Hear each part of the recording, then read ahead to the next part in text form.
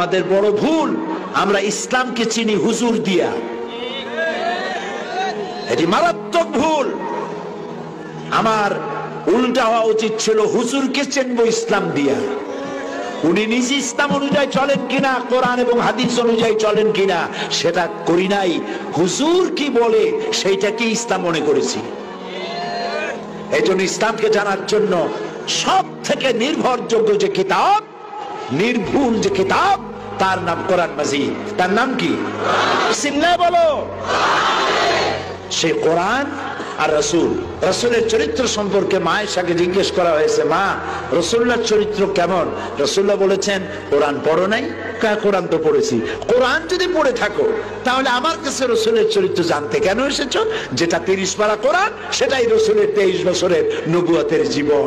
যেটা রসুল সেটা কোরআন, যেটা কোরআন সেটা রসুল। সুবহানাল্লাহ। আরো জোরে কও সুবহানাল্লাহ।